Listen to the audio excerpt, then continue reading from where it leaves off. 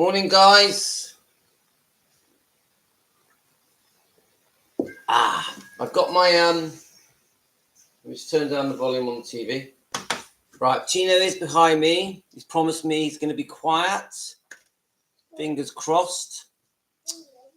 So, my name's Louis. I'm from the southwest UK, near Bristol. I'm a lifelong Elvis fan, and we are here. Morning, Colleen. Welcome. We're here to defend Elvis. We're here to search for the truth and try and disagree with all the things that have been said about Elvis for the last 50 odd years that are just not true. Hi, Deborah. So, I've done, and guys, later on, if you're joining this live stream, because I know a lot of you watch this later because you're asleep, it's the middle of the night, please subscribe. Please subscribe because it's very important so that we can all join together at the time that I go live. It's really important. Hit the notification bell, and that way you'll get a ping telling you that we're here. Hi, Leonard. Leonard, where are you from? Morning to you.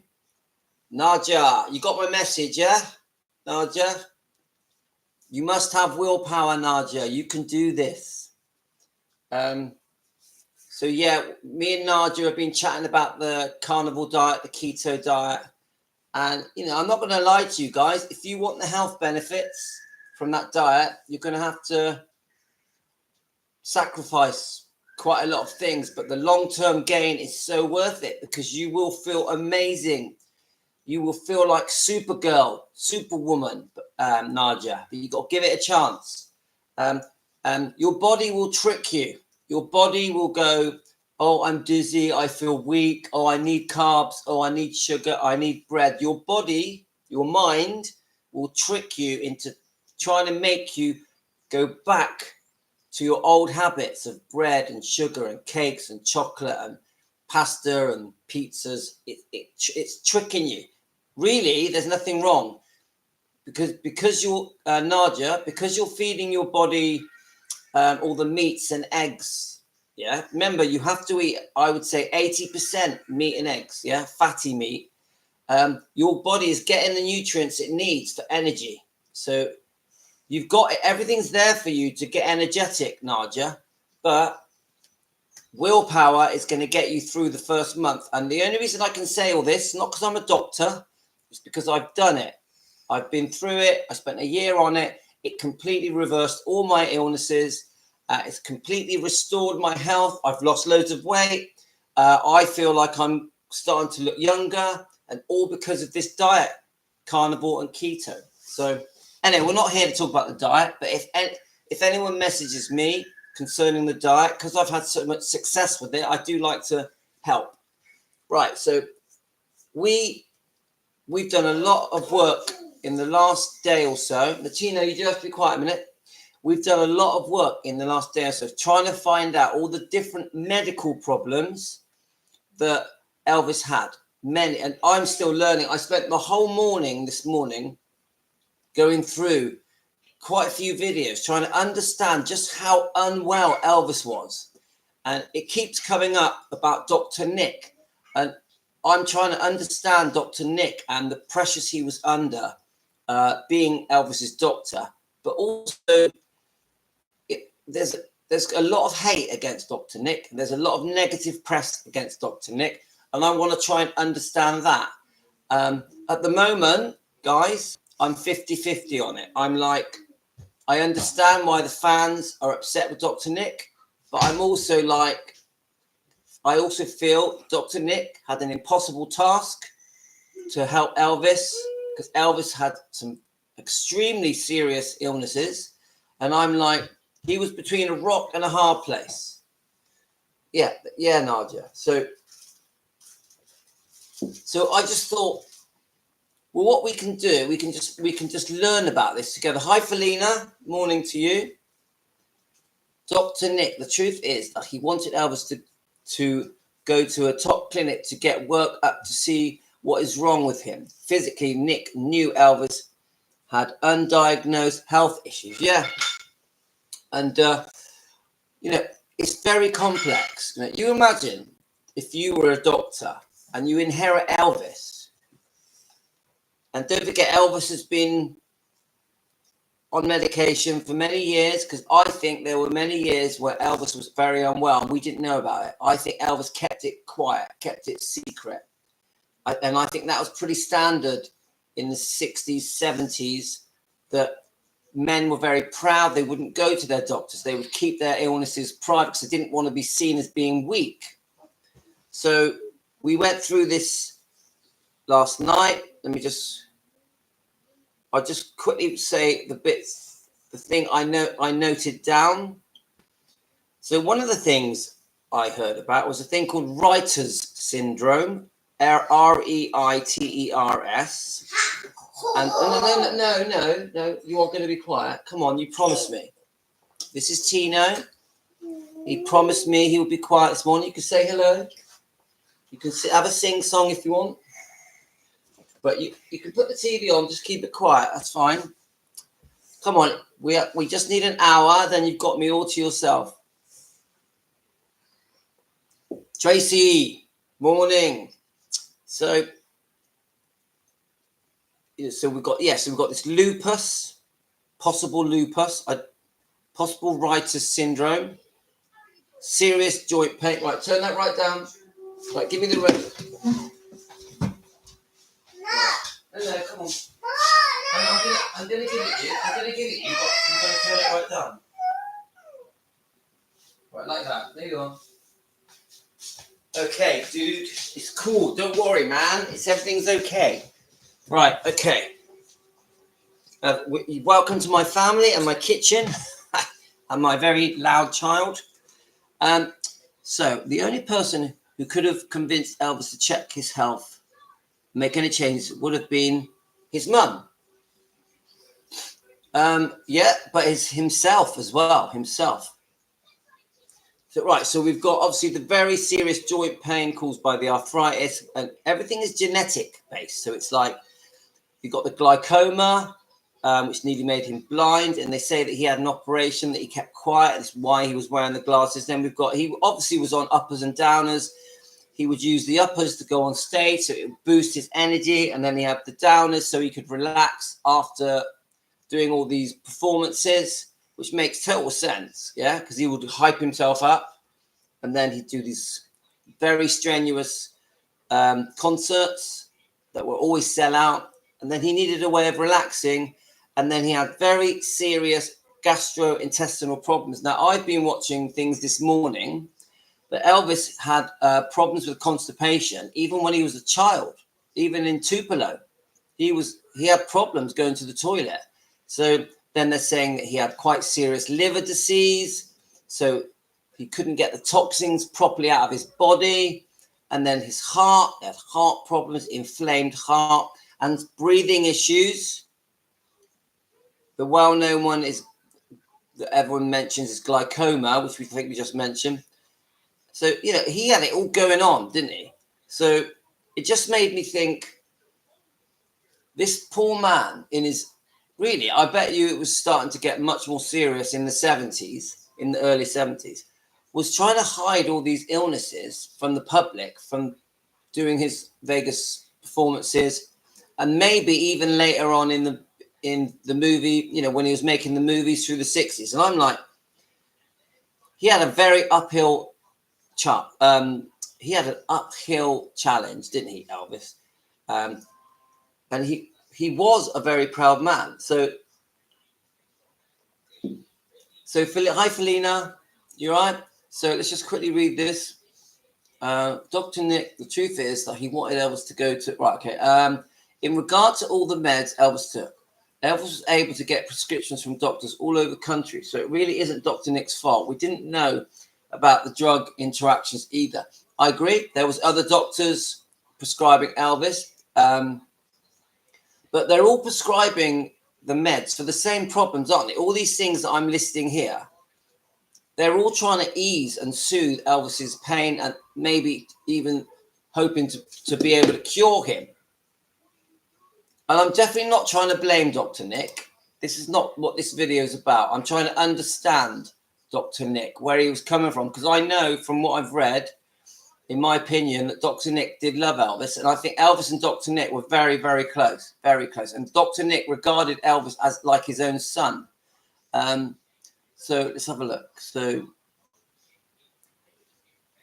we've got the only person who could have convinced Elvis to check his health, and it's, well, I think Elvis had a lot of responsibility himself. Elvis is definitely prescribing him hydrocodone the night he died. In those days, the dentist or any other doctors would not even know about the other drugs Elvis was prescribed, let alone the drugs but I'm not convinced. This is just my opinion, Felina. I'm not convinced that the story we're told about the last night of Elvis's life is completely, what's the right word to put in it? I think there's more to it. I don't think we've been told everything. This is just my opinion. Obviously, everyone knows about his last night and where he went, all the things he did, what medications he supposedly took. But I think there's bits missing. So that's just my opinion, guys. So we've got Tracy. He was allergic to codeine, but it only made him itch. Nothing more serious. Yes, I've seen that. But he didn't actually take codeine that often from the interviews I've watched. So then Felina, yes, with all the yes people around Elvis being very persistent, getting meds from different places, it's a wonder he could continue performing as long as he did. Well, I would say from the interviews I've seen, guys, that he needed the meds to boost his energy levels and to wake him up to do the performances because he was so unwell. And I would say, based on the things I've been reading and the interviews I've been watching, that when he would come off his performance, especially in Vegas, that he needed a way of calming down because the uppers had boosted him so much. So I would say that the meds, and it's not a nice thing to admit, are actually helped him to get out and perform, helped him to rest. I don't like to admit that, but that's how I'm seeing it. Elvis's mum's side of the family, this is Leonard. Elvis's mum's side of the family had these problems. Gladys' parents were first cousins, and this may have caused these genetic problems. Lisa said everyone in her family had that. And we covered this last night, Leonard, and we probably will go over it again in a second. Yes, we know about the alpha 1 gene, that his mother and his mother's parents were first cousins, and they had serious genetic problems with their health that affected the lungs, the liver, the heart, the colon, the twisted colon, and all these things. Elvis, she's working today. Elvis inherited this.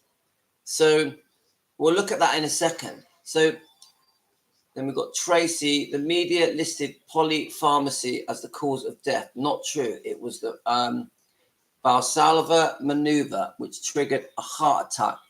He not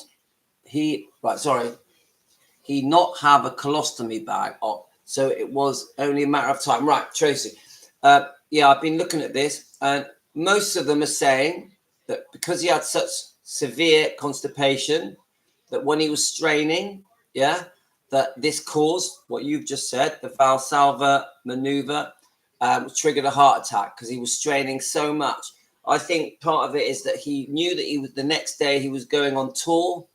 And to put it bluntly, he was trying to get everything out of him before the next day so he could get on with his tour because it was so uncomfortable for him. And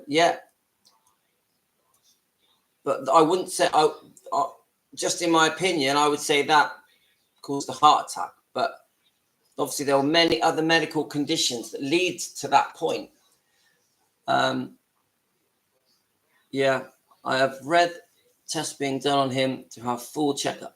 Elvis would have needed, I have read on tests being done on him to have a full checkup. I mean, we haven't seen the actual autopsy, have we? That's going to be released in 3 years, I think, because it was sealed down by Vernon in 1950. So stuff's going to come out.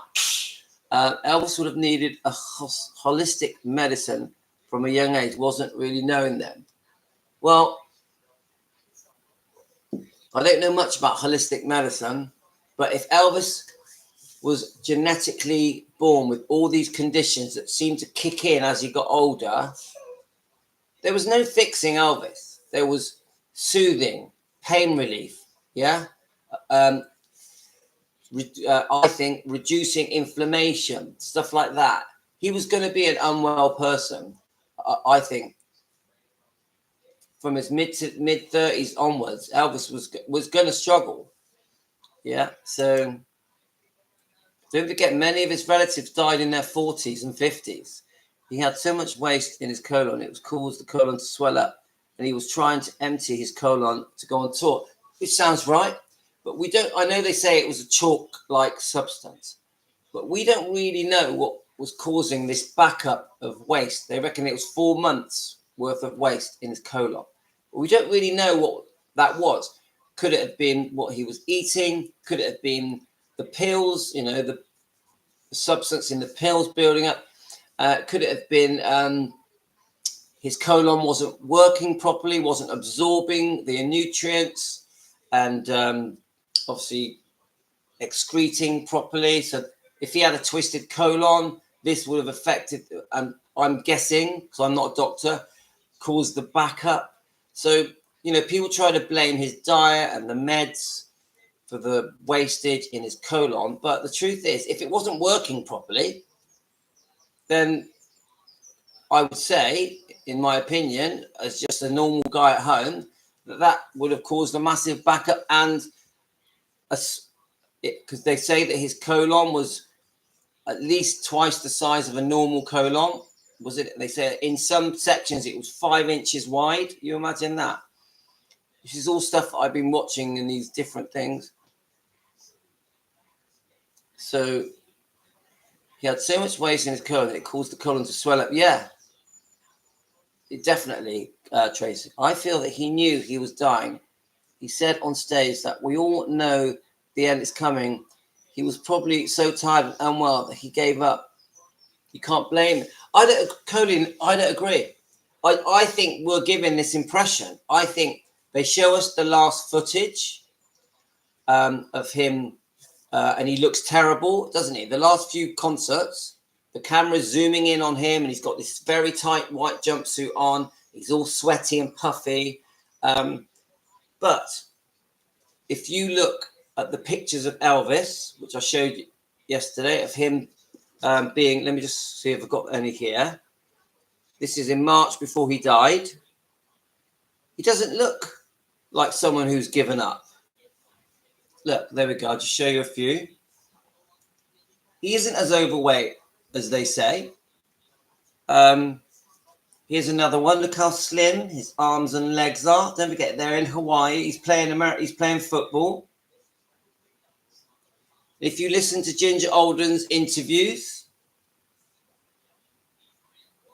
and she's got no reason to lie. If you listen to Ginger Alden's interviews, Elvis is very upbeat. He's really looking forward to the tour the next day. Don't forget, the night before he died, he was on the piano singing. He did the racquetball game with Billy Smith. I think Elvis was very upbeat. Obviously, he went to the dentist. Who knows the real reason why he went to the dentist? It could have been to get more painkillers. So I actually, with respect, Coley, I don't think Elvis gave up. I don't think he was suicidal. I don't think he expected to die at 42. I think he'd had a very tough 1977 because we've got this situation with Priscilla where she's demanding more money, and the deed of trust is placed on the Gracelands, and Elvis can't afford to pay this settlement, this divorce settlement, this second divorce settlement to Priscilla. So that made him very upset and unhappy, and also probably quite angry. And then you've got the Memphis Mafia book and all the circumstances that led to that, and that was released not long before he passed. And don't forget, we know about the conversation with Red West and Elvis. I think Elvis was hoping that they just would not release this book, and there's a possibility that Elvis had also offered money to Red West to stop him from releasing that book, but they weren't going to do it because they were hell bent on exposing Elvis and making Elvis look back. And I think they wanted a bit of revenge. I think they were very jealous of Elvis, and I think there was a lot of envy there. I'm very upset with the Memphis Mafia. I think it's disgusting. Those three guys, I think it's disgusting how they treated Elvis. So Elvis is dealing with all this, yeah? So he's got the money problems. He's got the Memphis Mafia book. He's got his health problems are the worst they've ever been, ever. It's all peaking now. But I definitely do not agree that he had given up. I do agree he was very tired. But if you look at the holiday pictures, that isn't somebody who's given up, not in my opinion.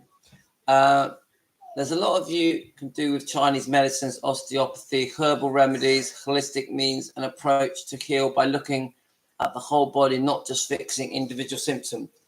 Yeah.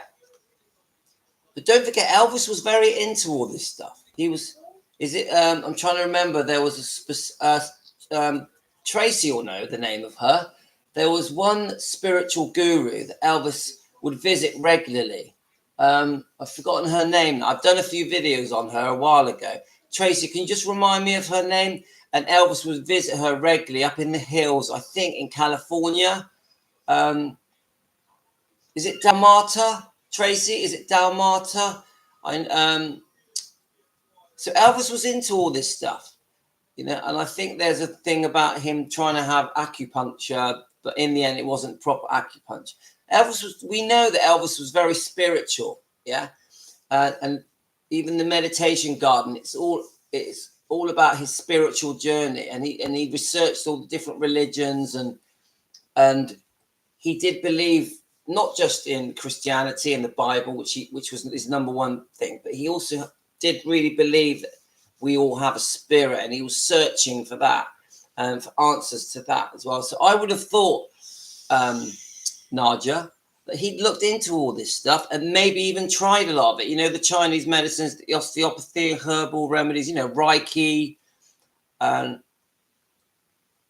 soothe him. Yeah. But you weren't going to fix him. The best you were going to get is soothe his problems, I think. I mean, you know, I'm no expert, guys. It's just my opinion, a fan at home. Elvis had big problems. He was, yeah, I agree, Nadia. But aren't all men like that, especially when it comes to their embarrassing illnesses?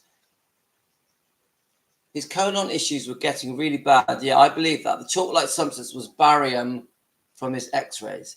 His colon was most stagnant at that point. Yes, serious pain. And this is why it annoys me when people call him a druggie and use the word drugs. Because it wasn't drugs, it was medication. We can use the word drugs if we want to get a reaction. But the truth is, he needed all of his medicines. They all had serious side effects, causing many problems for him. And he needed pain relief. He needed to have his pain eased. And I think he was quite desperate, and he was trying a lot of different things to try and help him. Because Elvis felt let down by his body. Elvis felt like, oh my God, I want to go and do a tour. I've got to earn money to pay my living expenses and for my family and friends and my 100 staff. And Elvis thought, I have to work, but I'm in so much pain. I'm struggling to even get up and do to even sing one song. Sometimes even struggling to even walk. And he would have to be held up by the microphone, you know. There's one report of him falling out of his car because he was just so over-medicated, you know. So, no, I definitely don't think he was suicidal. I really don't, yeah. Elvis did not go to the clinic for a full checkup because he said that so many people were dependent on him to fund their lives. And Parker taking 50%, Elvis had to keep working plus expenses. Well, no, because he had his own doctor, his own nurse. So I would say Elvis probably saw his doctor more than the average person, way more, because they were more or less living together, Felina. So Felina, yes, I don't think he felt he could take the time he needed to get well. I agree, Colleen, I fully agree with that. Fully agree with that. He was into esoterics, etc. But 10 years too late. I don't know what that is. Esoterics. Tell me what it is, Nadia. So Eileen, good morning, Eileen. Welcome. Hope you're well. The poor Eileen is one of our members. We've got Felina is one of our members. Please become a member, guys. I love it. So then we've got the poor man. Right. So Felina, Reiki wasn't around back then. I have been a Reiki master teacher since 1997. I know quite a lot about Reiki because I actually did a Reiki course about 6 years ago, and I don't accept that it wasn't around back then. I think it might have had a different name. Yeah, it might have not been called Reiki, but hands-on healing and your chakras. Come on, that's been around for thousands of years, Felina. Thousands of years. So I'm not going to agree with you there. Let's look. Morning, everyone. So Patricia, how are you? Good morning to you. Right, so we have Reiki. Yes, that would have been great too. I've done Reiki. I actually do it to my kids. It does work. It does work. Dr. Nick had to admit him to hospital to detox him from Demerol. Yeah, I accept that 100% Elvis was over-medicating, was self-medicating. I've got an 80-year-old mother. She does it. She just takes things to suit herself. So Felina, he needed to get a full checkup, and that takes a lot of time in a hospital or a clinic. Tina, just turn it down a bit, please. I know, obviously in a hospital you've got all the equipment there. I mean, Tina, just turn it down. I don't want to hear that. Cheeky little monkey. So it makes right. Let's have a look. He needed to get a full checkup, and takes a lot of time in hospitals and clinics. Yes, but you know that he did check himself into hospitals quite regularly. So I think Elvis had quite a few checkups. You'll be surprised how much time Elvis spent in hospital, even Priscilla with her sometimes, and even with Linda Thompson. Linda Thompson would stay in hospital with him. So Nadia, it makes me so sad hearing all this. But Elvis, smiling, continued to give like a gold donkey, being worked to death. He definitely was massively overworked. But I don't just blame the Colonel for that. I also blame Elvis. Also, because Elvis has to take some responsibility for overworking. He has to. It's not fair that it's everyone else's fault. So that's my opinion. I'm trying to be fair. I know the lineage on how it traced back to Dr. Usui in Japan. It wasn't in America until much later. I'm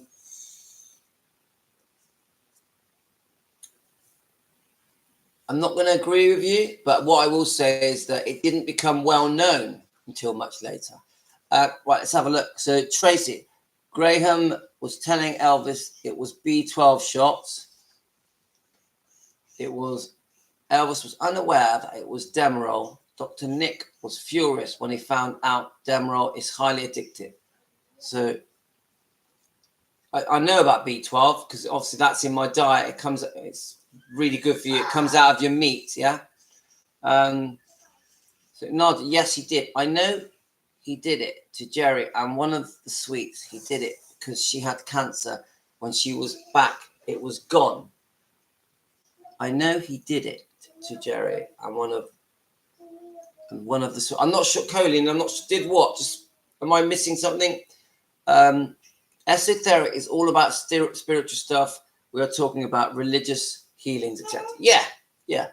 And I completely agree that there is an alternative way of healing people that involves the chakras, and you're 100%.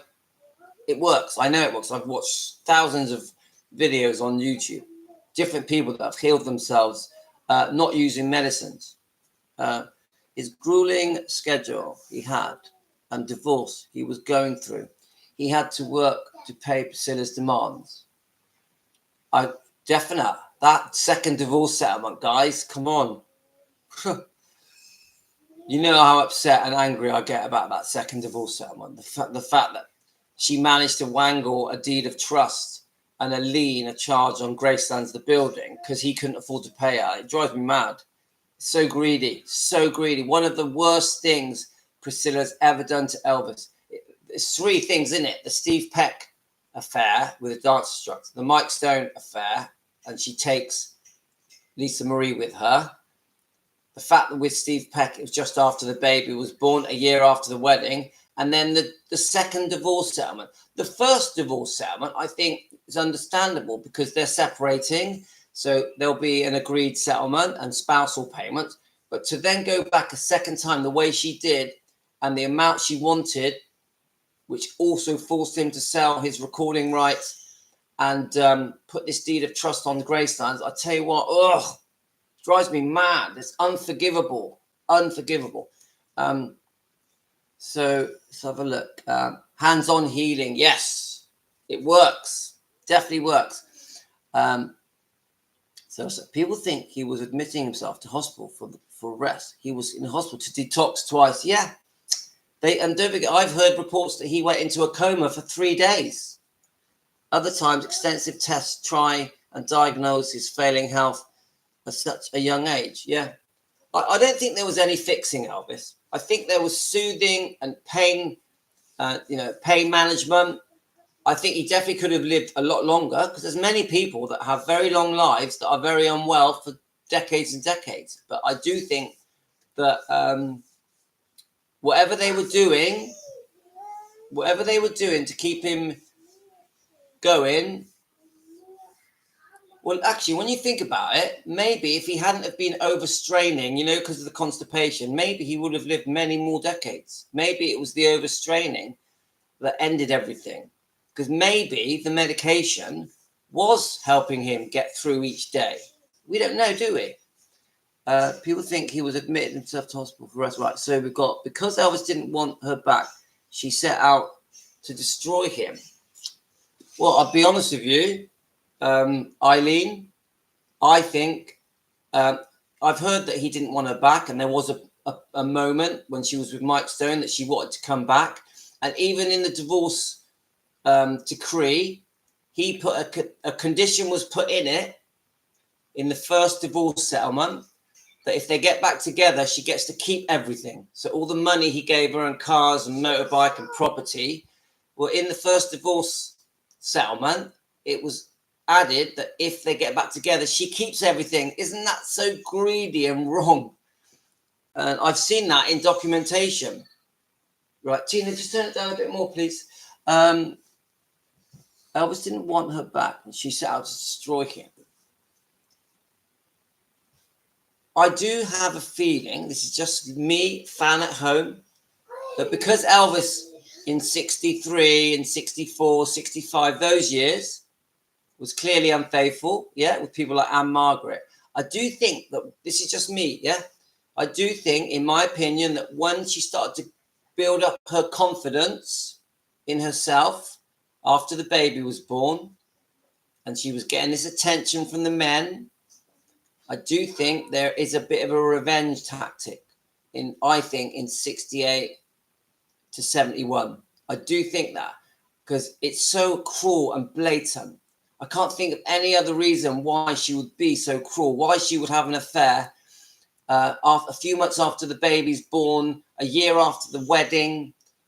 I'm like, what fuels that? What motivates that to be so blatant that you are harming your child? You are putting yourself at risk of a divorce. And she sort of does it twice, doesn't she? Because of Steve Peck, the dance guy, and then Mike Stone, the karate guy. It's so blatant, it almost feels like she's getting revenge. Now, what is your opinion on that, guys? It does come across vindictive, it does, which is why I get so annoyed when I watch the interview saying, oh, he's the love of my life, he's the love of my life. I'm like, how can he be the love of your life that you did that to him? It doesn't add up. It drives me mad. Oh, I still love him, Yeah. Right. The medicine was a Band-Aid. He needed real medical procedures. Don't forget, he also, we've heard that they were thinking of giving him a serious operation on his colon, weren't they? Maybe removing a section of his colon. Well, everyone was too scared to do it because it's Elvis Presley. If it went wrong, I think much better pain management. But I also think they were really trying. They say that Dr. Nick was one of the first doctors that did pain management. I think he's got a son called Dave, and his son Dave, you can see him on interviews on YouTube, basically says Dr. Nick pioneered pain management, was one of the first people. Pain management was unheard of in the early 70s. So at the point he needs a colostomy bag to give him more years, but he refused. I'm sure Dr. Nick fully explained the consequences. Hence, he redid his will in April 1977, and he knew how. Yeah, Tracy, I completely get that point, and it was, a serious concern whether or not he should go down that route. But I believe, because I've had a friend that died when he had part of his colon removed a year ago, and he was given 2 colostomy bags and he died. So there's a lot of complications when they start removing parts of your colon.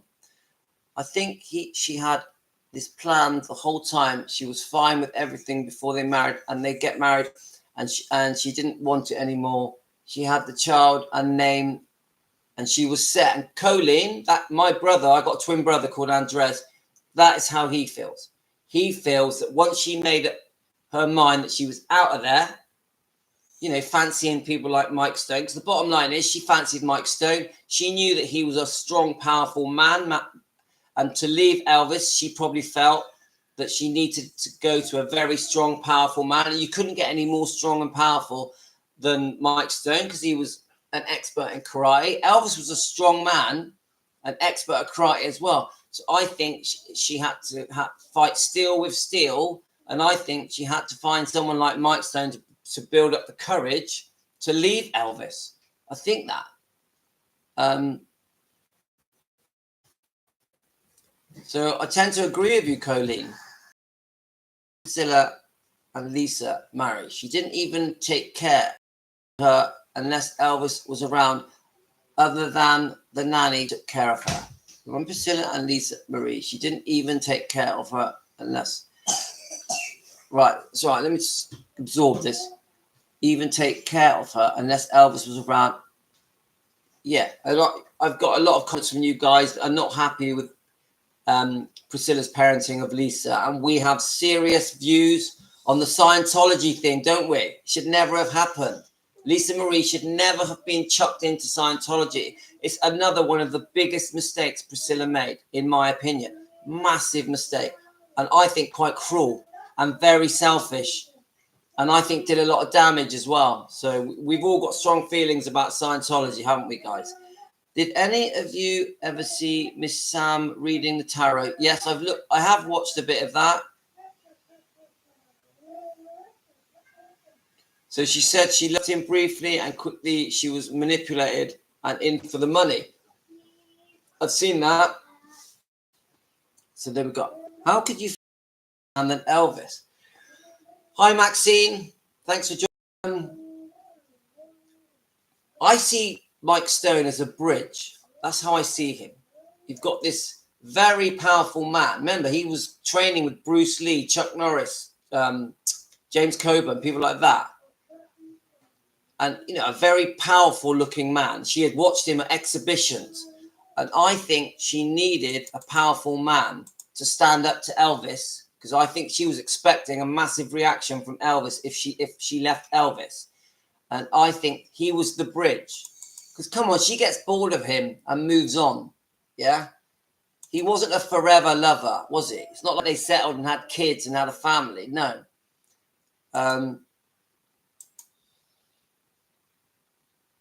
So let's have a look here.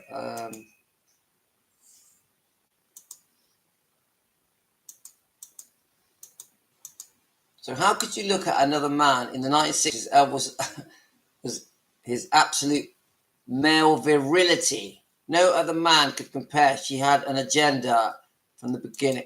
I agree. I agree, Tracy. There's definitely more to it.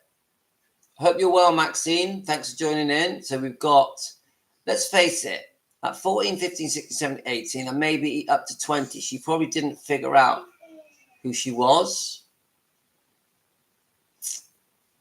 I don't agree, Nadia. I do, 14, come on, 14, 15, 16. But no, by the time you're 17, 18, 19, 20, you're getting a good feel of yourself. I'm not going to allow her to excuse her actions and her behavior and use her age as an excuse. No chance. I was a very, how can I say it? By the time I was 18, guys, I was pretty, what's the right way of putting it? I was very worldly, and anything I did after 18, I knew exactly what I was doing. I know to look okay, Mike Stone, I don't get it. He's like having a steak, but you end up having a hamburger. I still say he was the bridge away from Elvis. Don't forget, she knew once she left Elvis, she was sorted financially forever. She knew she was going to get a lot of cash, a lot of property. She knew that she was going to have spousal payments, and Elvis was super generous. Elvis was always going to look after her. But she got greedy, which is why the second divorce settlement happened. She wanted more and more and more, which is why these interviews of her painting out herself out as this poor widow has always been there for Elvis and that she still loves him and he was the love of her life. It just infuriates me because it isn't true. It isn't true. If she loved him so much, she wouldn't have gone back for that second divorce settlement and treated him so badly when she knew how unwell he was in 1977. And she also was aware of the book. So, come on. What's the saying when you put... I don't know what the saying is, but she fanned the fire. She fanned the fire in 1977 when they were all going at him and he was seriously unwell. She was there digging the knife in, guys, and it's so cruel. And I wish the interviewers of today would ask these questions, would say, how about this? How about that? And get to the truth, not this fake rewritten history that would get told. Priscilla was always into money, all of herself, and ruined Elvis's life. Teresa, how are you?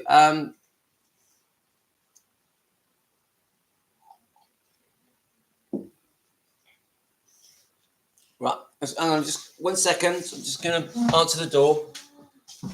Actually, I'll put my tea to warm up as well.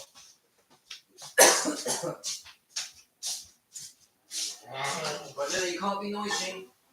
Tino, don't be noisy, mate. It was all my time.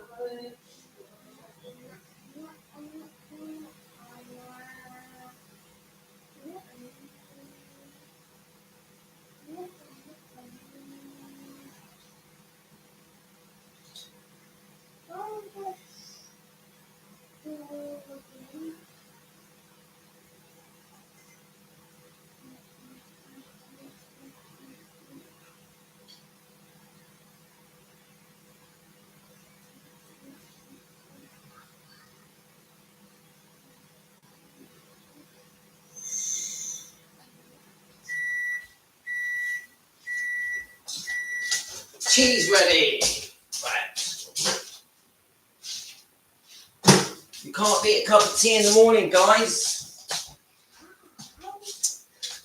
Right, I'm going to try and play some of these videos because I have been watching some Dr. Nick videos. Let's quickly go through some of your messages. So Nadia says, if I had had Elvis, I would have tried much harder to make things work. And I agree. I think that they got married in 67, yeah? By 68, she's been unfaithful and obviously had Lisa Marie.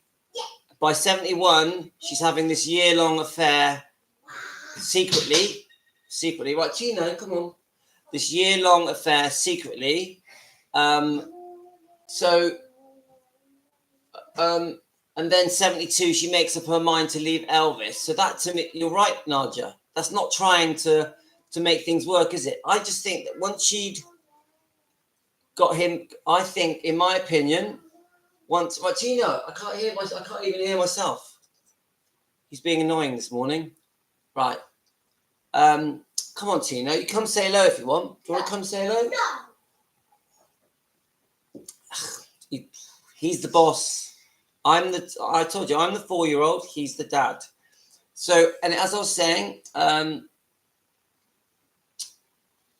it doesn't make sense. A year after the marriage, she's having an affair just after the baby's born. That isn't trying to make things work, is it? That's someone who I think has made up her mind that she's out of there. I think that. Yeah, there's some small pieces in there. Get the small piece. Go on. Cut. No, because there's a small piece in there. Right, okay, I'll get you some. So then we've got. I did cut you a small piece. Look on the top shelf. I cut you a small piece. Teresa, I totally agree. So yeah, I would never let Elvis go for anything. I know, Teresa. We know that how much you worship Elvis. We all do. After Elvis rejected her due to the Peck affair, she was on the warpath. She would have stayed in if Elvis had forgotten her. They were American royalty in those days. She wanted out, guys. She wanted out. All this love of my life stuff. You found it. There's another piece in there. Right. Oh, you ate it. All right, let me cut you some pieces. Right, just a second, guys. The small piece you ate. Yeah. All right. Right, just cutting in a bit of melon in the morning. Right.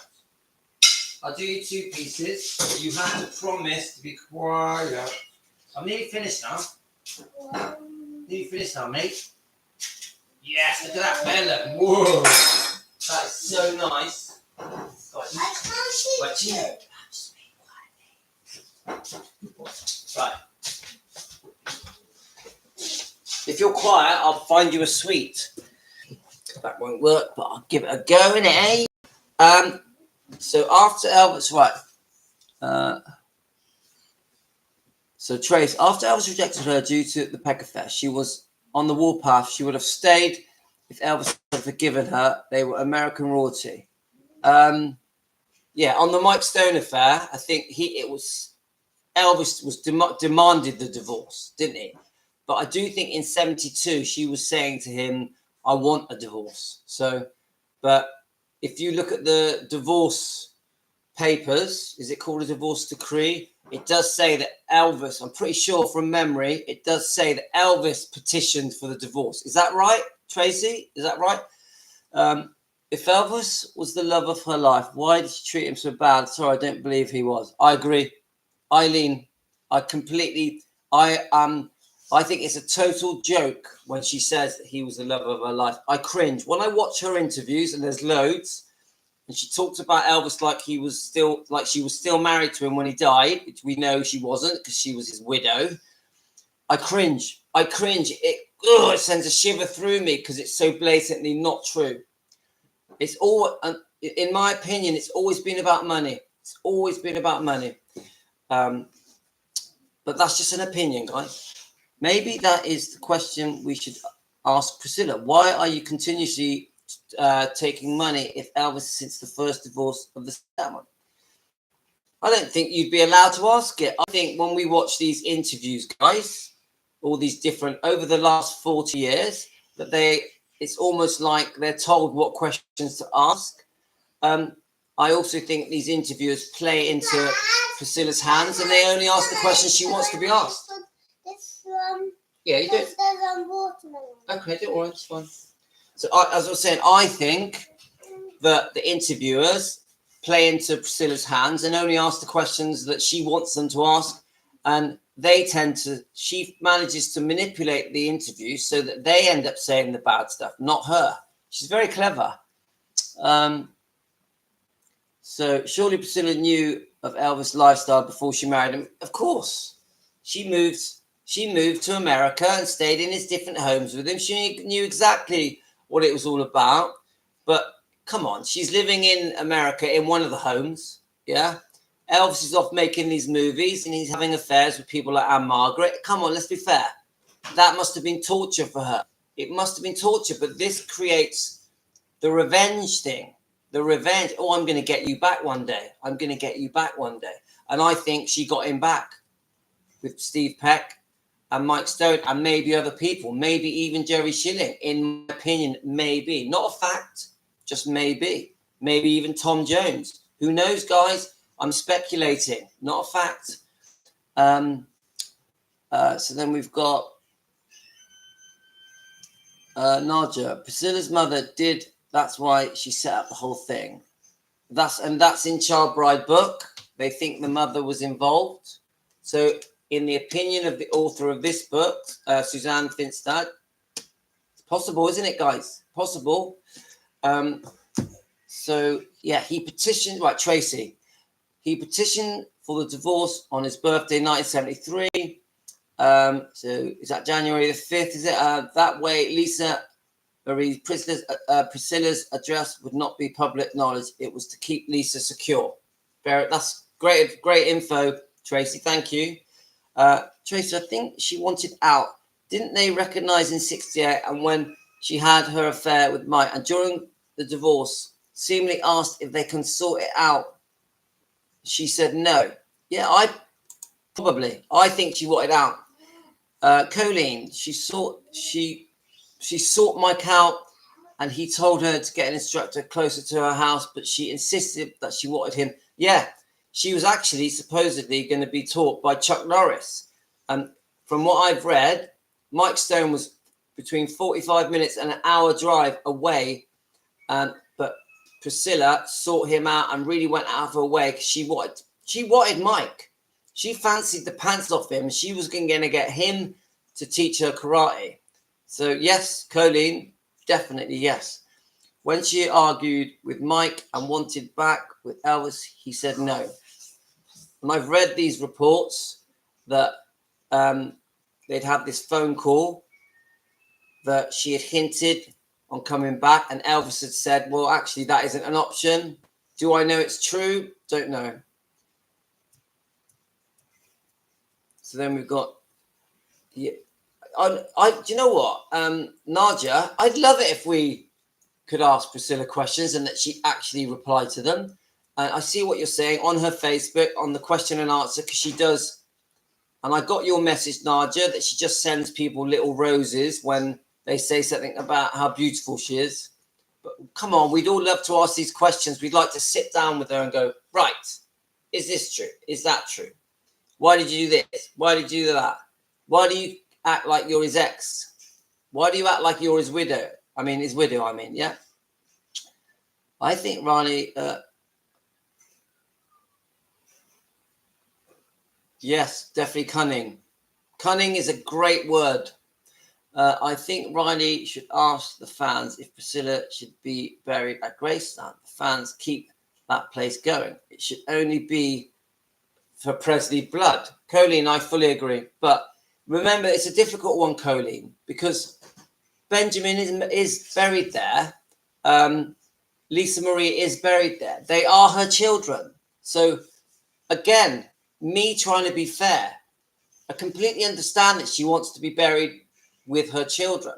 Now, the Elvis fans will say, no, she just wants to be buried next to Elvis so that her grave gets visited for the next 100 years and that it's all about herself. But you can't ignore, I don't have the answer, guys. They are her two children. Why wouldn't she want to be buried next to them?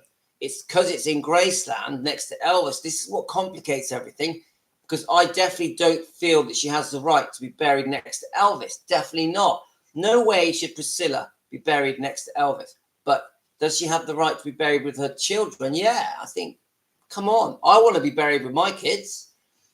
The weird thing is, obviously, there's Navarone. And then you've got her own family, her own parents. It's a complicated subject. Complicated. But I know that Elvis fans don't want her buried there. But Priscilla fans, will be different. Priscilla fans will say that she deserves to be buried there. So that is a whole video in itself, isn't it? That's a whole live stream in itself. Right. Ask her to agree one. Let's have a look. I ask her if we agree on the one question. What would the question be, Nadia? I think I'll tell you what question I would ask, Nadia.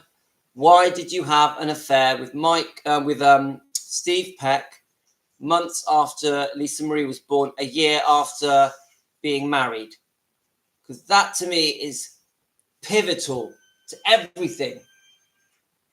Because it was breaking up the family. It was very cruel to Lisa Marie. And the consequences were so massive at that moment. I know that Elvis tried to forgive her and went on holiday with her and tried to make things right, but it was so serious. Elvis was never going to get over that. And I think that's the reason they stopped having sex. Nothing to do with the fact she'd had a child.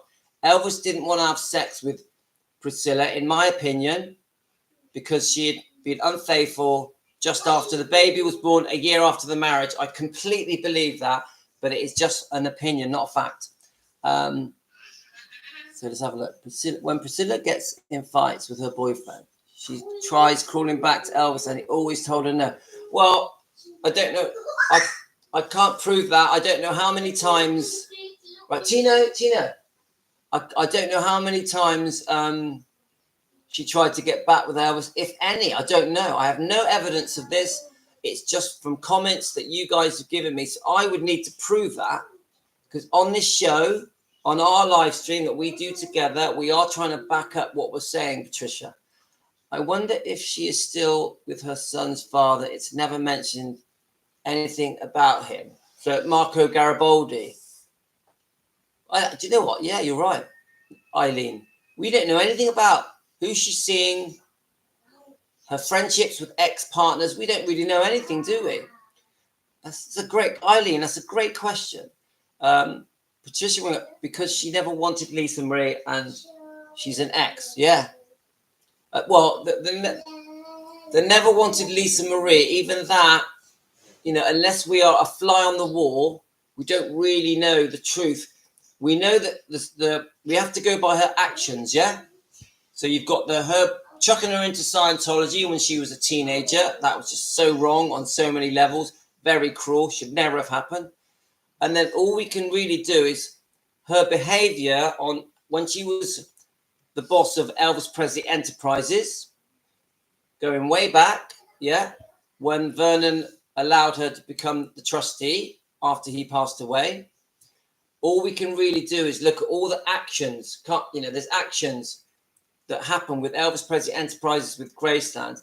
And I think, in my opinion, not fact, that Priscilla always put herself first in all of the dealings with Elvis Presley Enterprises and Graceland. And this, to me, says a lot. And one of the things that really infuriated me when I started changing my mind about Priscilla, because I used to think Priscilla was okay. But as I gradually started changing my mind about her, and I looked into the Barry Siegel, around 2015, this situation where Barry Siegel and Priscilla were plotting to take over the company, in my opinion, yeah, not facts. I'm going to cover my back. When I could see that Priscilla was trying to take control of Gracelands and Elvis Presley Enterprises away from Lisa Marie, that says everything to me. That Priscilla has always put herself first. So it does make me question her relationship between Priscilla and Lisa Marie. I really do question it. And we know that they didn't speak for 8 years after her finding that out. But I also question, but Tina, it's too loud. Turn it down. Come on. We also question, I question, why was Elvis Presley Enterprises ever sold? Why did that ever happen? It had to be about big money changing hands. Big money changing hands. I think Elvis Presley Enterprises was one of the worst things that ever happened. One of the worst things that ever happened. Should never have happened. I would love it if Riley Q could buy it back. But I don't think it's possible. So let's have a look. Yeah, that's a great question as well. Colleen, I really think she should ask fans if Priscilla should be buried at Graceland. It's a great question. The holiday to Hawaii in 68 was not a reconciliation. Elvis was told to go and relax, get a tan, and the up-and-coming comeback special. He didn't want to spend much time away from Lisa. Okay, but we don't really, being honest, Tracy, don't forget, he's just caught her being unfaithful. Got Lisa Marie's interest at heart. He always put her first. So we don't know the truth, but I actually think Elvis did try and fix these problems. But I just think it was unfixable because I personally, in my opinion, believe that Priscilla had already made up her mind. So there was no fixing it. Anyway, if we agree on one question, right? So I have 2 granddaughters that age, and yes, they rule. Yeah, the kids. When Priscilla gets in fights, all right, okay. I'm just going right. Let me try and get down here to these. So we've got, what was Elvis doing the time Lisa was born? Was he making movies? Yes, he was still making movies. Was he? I don't. Daddy, I'm a spider. All right, are you a spider, mate? I'm no guru on Elvis, but he definitely was making movies in 68, 69. He did do the comeback special, of course. We know that he got very friendly with one of the dancers. It's well known. So the question, are you saying, was he still being unfaithful? In my opinion, in 66, 67, 68, until he caught her being unfaithful, I believe, this is only my thoughts, that in that short period of time he was faithful and he was trying to make it work and he was trying to be loyal. I also believe, it's just an opinion, that once he caught her being unfaithful with Steve Peck, he didn't want to sleep with her and he probably went on to be unfaithful. I would say that. Yeah. So, and didn't he do Force of Habit in 1969? The film Force of Habit in 69 was his last film, wasn't it? So I think once he'd caught her a few times, everything changed. Come on, guys. We know that Elvis had been unfaithful going way back to when he first met her.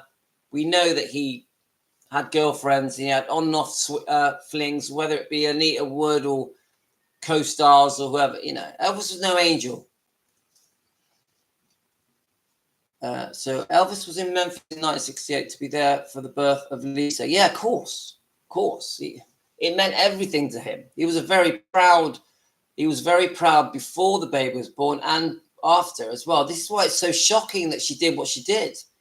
And that she's even put it in the book. The fact that she has written it into the book completely surprises me.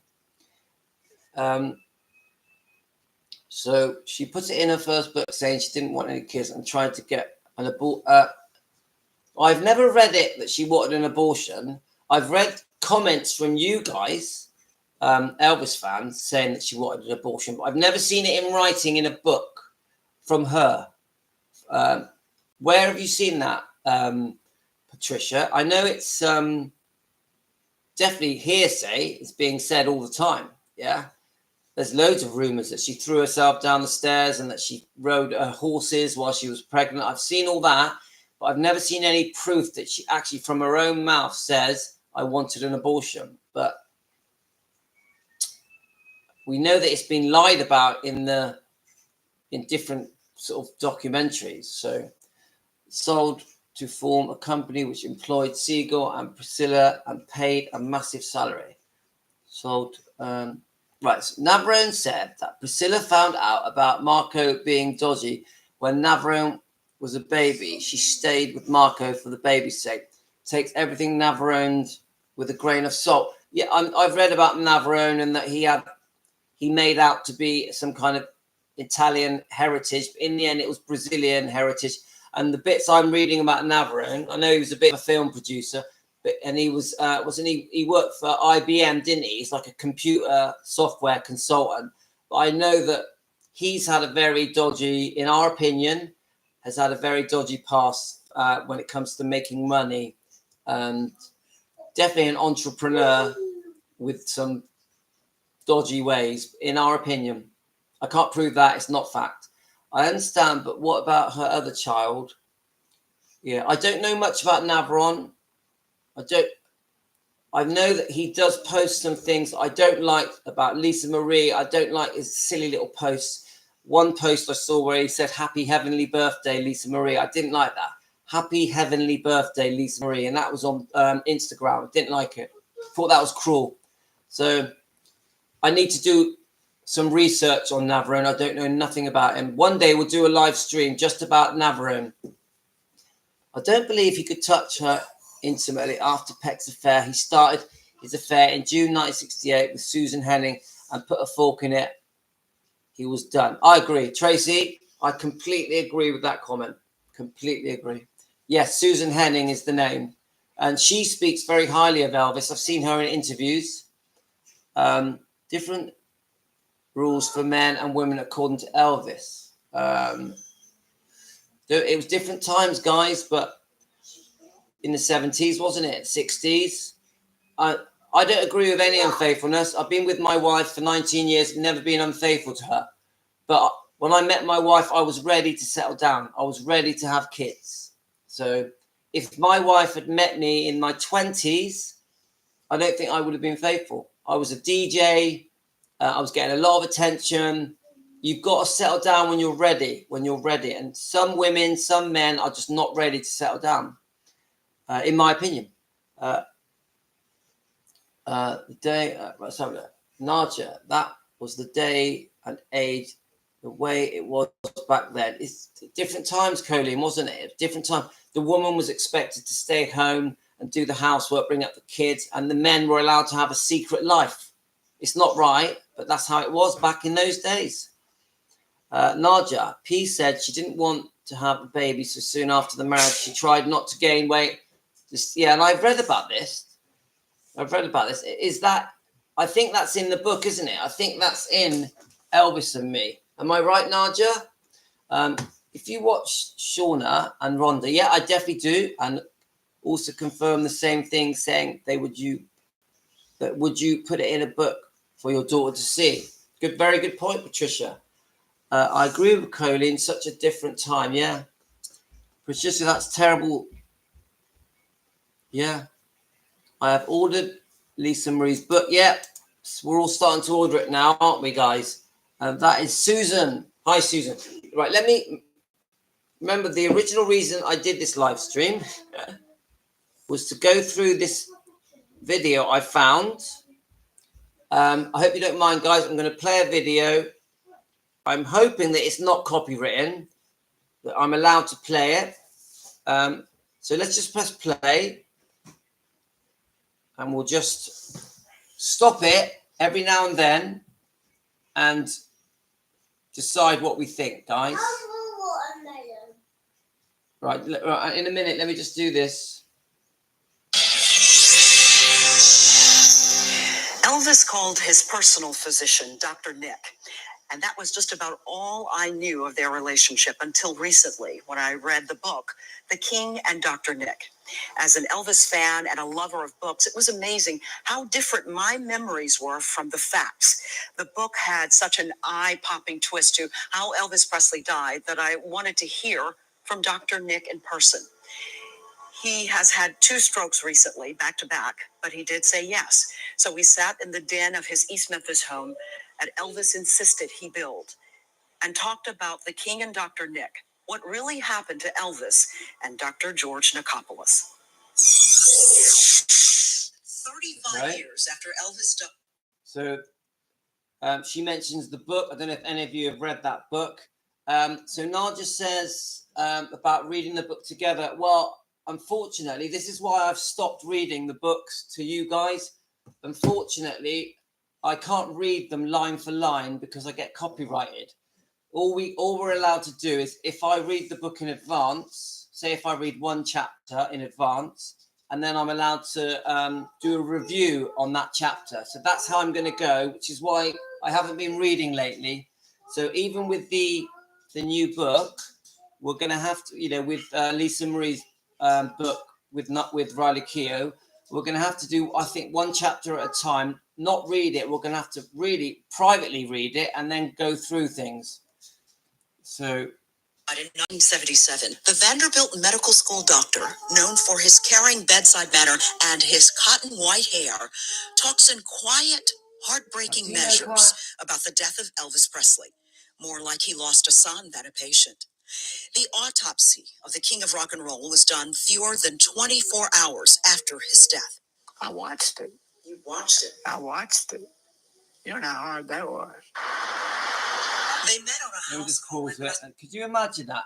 Dr. Nick watched the autopsy. He watched Elvis's autopsy. Like, I can't think of anything more horrible. Presley's North Mississippi ranch. Elvis convinced him to travel around the country as his personal physician and as doctor to the road crew as well. Theirs was a closeness akin to family. Here they are in 1973, relaxing with family in Hawaii.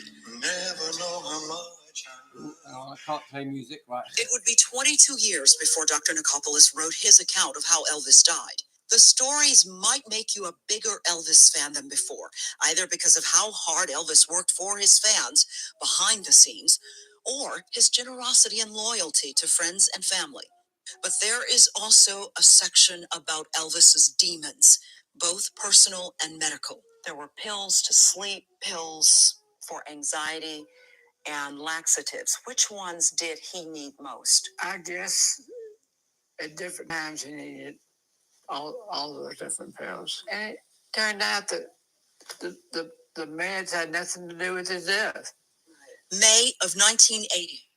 Dr. Well, to say that the meds had nothing to do with his death, I don't think that's fair. I think they must have played a small part of it, at least. That's just my opinion, guys. Was arrested and charged with overprescribing drugs to 11 patients, including Elvis Presley.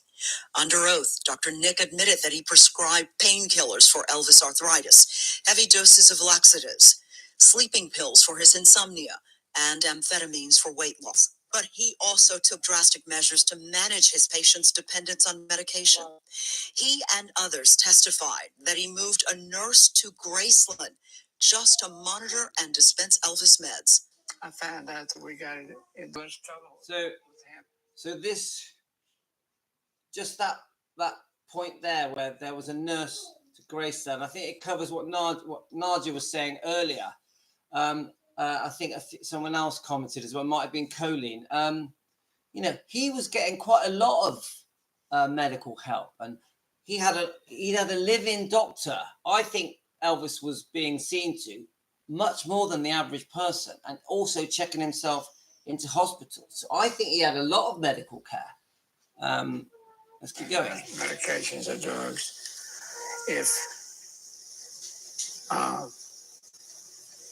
If we kept them in our hands instead of giving them to him to take, he'd give you a good argument. I'm a patient.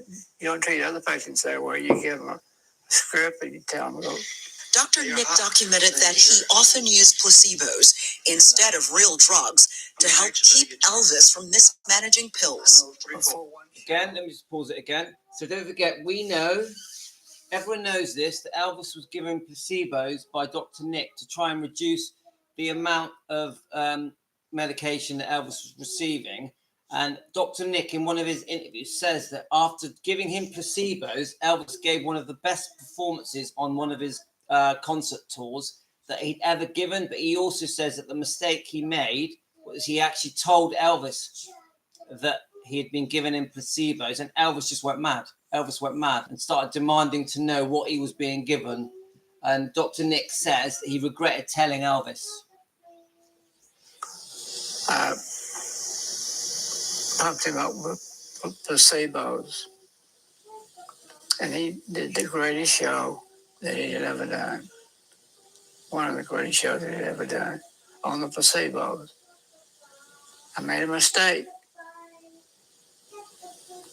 by telling him this. And then he started having some questions about what I was giving him, whether I was giving him placebos or giving him real things. In 1981, Dr. George Nicopolis was found not guilty of all charges tied to the death of Elvis Presley. That didn't satisfy the national media. A cover-up was suggested. So another autopsy was ordered. This one was done by an experienced medical examiner in Dade County, Florida. Dr. Joseph Davis' verdict? The same as the Tennessee ME. Drugs did not kill Elvis Presley. He said there were only trace amounts found in his system. He added, quote, "It takes hours to die from drugs." The scene itself told what happened to Elvis, end quote. The infamous bathroom scene was shared in painstaking detail in Dr. Nick's book.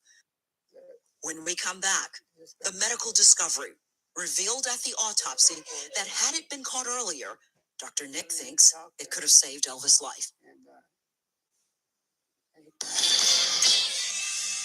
Heart attack from natural described in the book, The King and Dr. Nick. Dr. Nicopolis tried in vain to save Elvis Presley August 16th, 1977, on the way to Baptist Hospital in the ambulance, and again at the hospital. He recalls what happened that night in the master bathroom at Graceland before the ambulance arrived. He fell on the floor, but he was having seizures then. His heart overexerted itself to be too fast. The maneuver of straining, which slows your heart down. You can sit there in your chair right now and just strain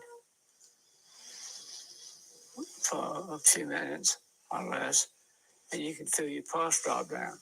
Dr. Nick writes that watching the autopsy offered everyone in the room an instant explanation for why Elvis was sometimes bloated, why he found no relief even from heavy doses of laxatives.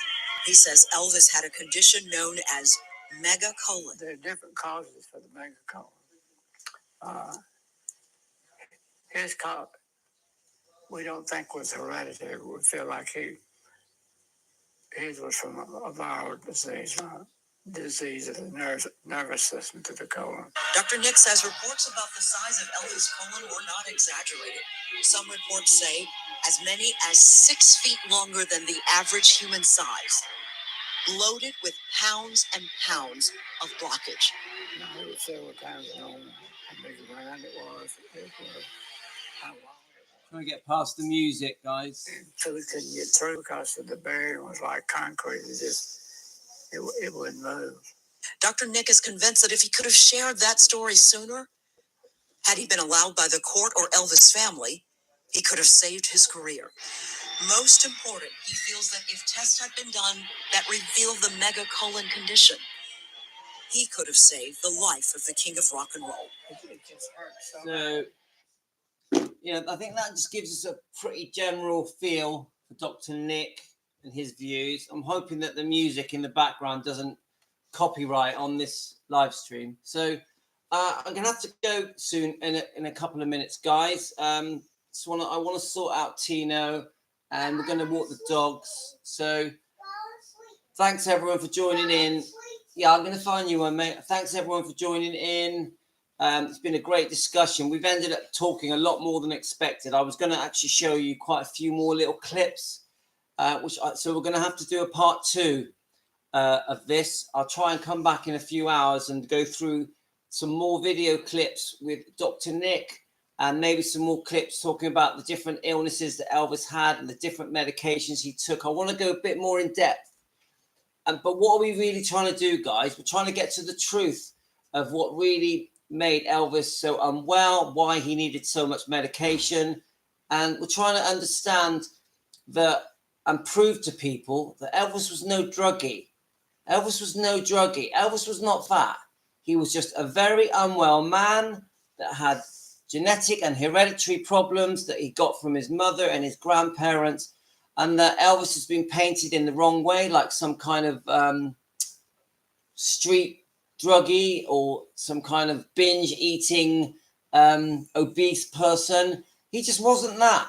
He had an amazing, successful life.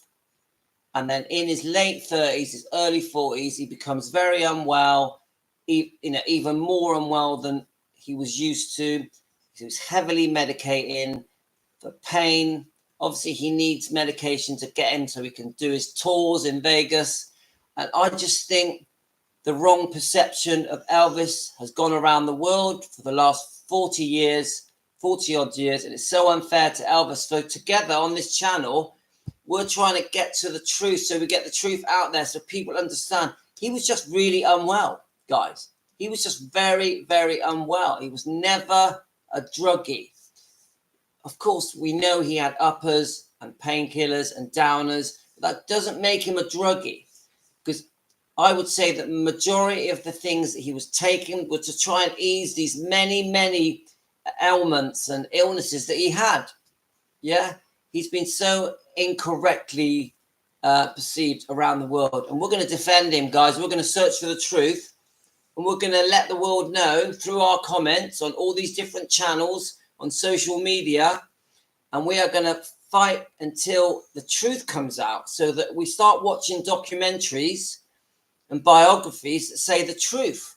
We want a film to come out about Elvis that says the truth, not these, you know, the Baz Luhrmann film was a very good pizzazz film. But it didn't really go into the real truth about how unwell Elvis was and how good he was as a human being. Same goes for the Priscilla film. It didn't show how unwell Elvis was and how kind he was. We want a proper film that shows the truth of Elvis so that the public get the correct idea of Elvis as the human being. And we're not there yet, guys. We're so far away. We're miles away from the truth. And that's why I think this channel is just a tiny way of trying to get to the truth, guys. So we're going to do a part 2 on this. So I'm going to have to say goodbye to all of you. So I'm going to end the stream. I'll quickly read your comments. Thanks for joining in, Nadia and Patricia and Susan and Tracy. And just if I've missed any names and people that are watching that have not joined in, thanks for watching, guys. Please subscribe. Please hit the notification bell. If you want to join up, please join. Press the join button. If you want to buy me a coffee, that would be great. So just thanks, everyone. Eileen, thank you so much. Just making sure I haven't missed any names. You've got Teresa. Thank you. Obviously, Colleen. I think I've already said that. Thanks, guys. All the best. Have a great day. I'll be back in a few hours. Take care, everyone.